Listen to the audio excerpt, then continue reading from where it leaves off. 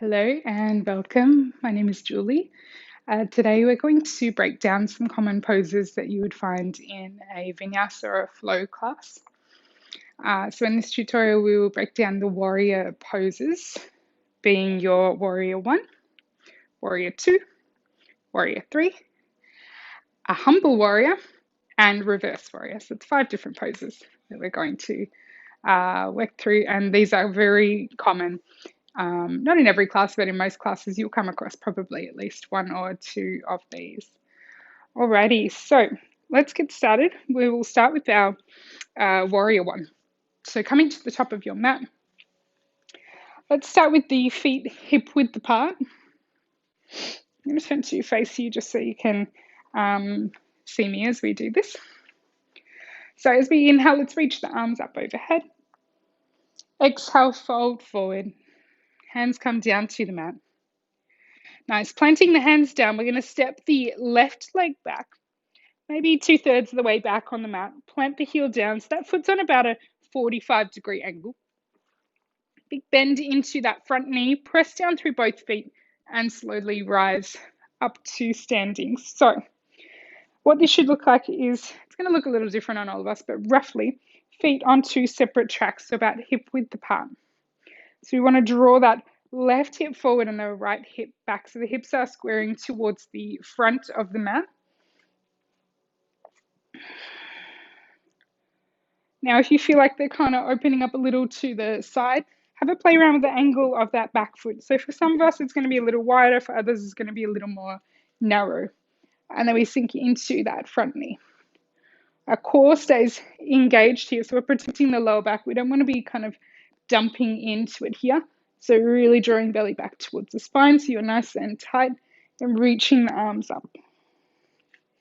Beautiful. Neck stays in line with the spine, so you've just got a steady, comfortable gaze out in front of you, reaching up through the arms, nice long line down the sides of the body, maybe sinking in a little bit deeper. And that front knee should roughly be on top of the front ankle rather than right out in front, sinking down deep. More or less, it could be back a little as well, and that's totally fine. So this is roughly the shape. It's going to look a little bit different for everyone, depending on what feels comfortable. But the main points here are that the hips are moving towards the top edge of your mat. So the front body is all facing forward, and both feet planting down if you can. I'll just give you a hint. If you're not feeling good with the back ankle or the back knee, you can always lift the heel up and come onto your toes. This is a little more of a high lunge variation, but it's perfectly fine if it doesn't feel good in your warrior 1. This warrior 1. I'll show you a humble warrior from here because it comes generally from your warrior 1. So from this shape, we'll bring the hands around behind the back and interlace the fingers. Press the hands away so you're opening up through the front of the torso. Big breath in. And as you exhale, just bowing forward here, lifting the arms up behind you.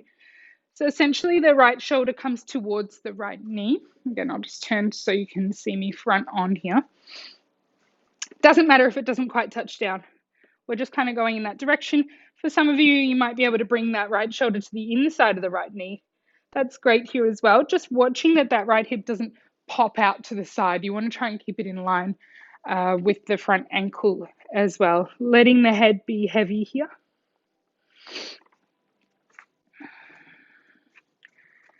And just lifting the arms up.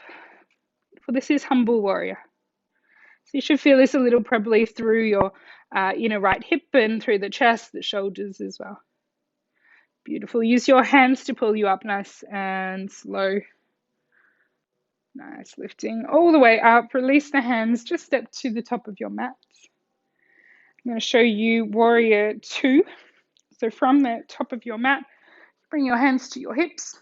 I'm going to step the left leg back, planting the heel down. Now the back toes, roughly you want them angled just a little bit towards the front of the mat. Sinking into that front knee. So what we want is the knee pointing in the same direction as the toes. Often you might find that the knee kind of falls in, and that's where I find angling the back toes in tends to help that a little more.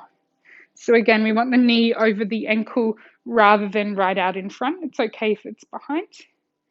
And then reaching your arms out wide. So you want to reach the arms away from one another. They're active, not forgetting about that back arm. And your gaze might be over the front fingertips. So front toes pointing forward, back toes gently or slightly pointing forward as well.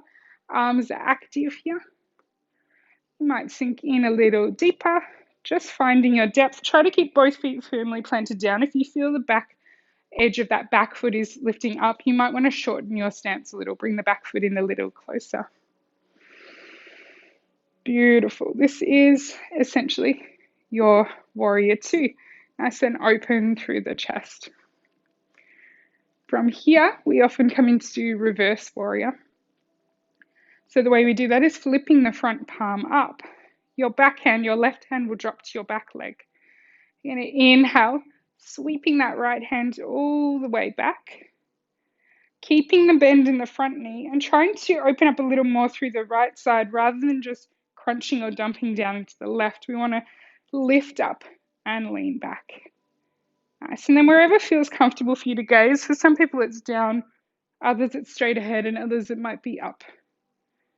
Beautiful. Creating a little more space down the whole right side. We'll take one more breath here. And then slowly back to your warrior two. Nice. Let's step to the top of the mat. Lastly, warrior three. So this is our balancing pose. So lifting the toes of the right foot, spread them out, plant them down, get a nice firm base here through your foot. So when we're balancing, we really want to press down through the three corners of the foot, which being the big toe mounts, the mount of the little toe, and the heel, all pressing down, so a little like a triangle, pressing down into the mat. So warrior two, let's start with the hands together before the heart. Shifting the weight into that right foot, we're going to float that left leg back behind us. Doesn't matter too much how far it comes. So for some of you, it's just going to be just off the ground. For others, it might be a little bit higher. Wherever it is, try to flex the left toes back towards you. So toes are pointing down. We're not opening the hip up. The leg is, or the knees pointing down towards the mat. You've got a nice long spine and just a steady gaze out in front of you. So a single point to focus on. So this is option one with your hands. Another option is to reach the arms back behind you. And lastly, another option is to reach the arms forward. I find this the most challenging.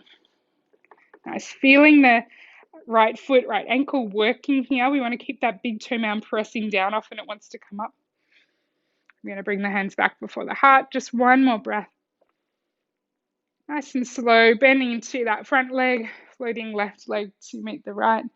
Release your hands. So hopefully that helped.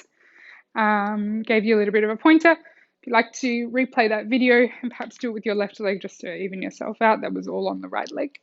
I hope these helped and helps you to find the pose a little bit easier in your body in your next practice.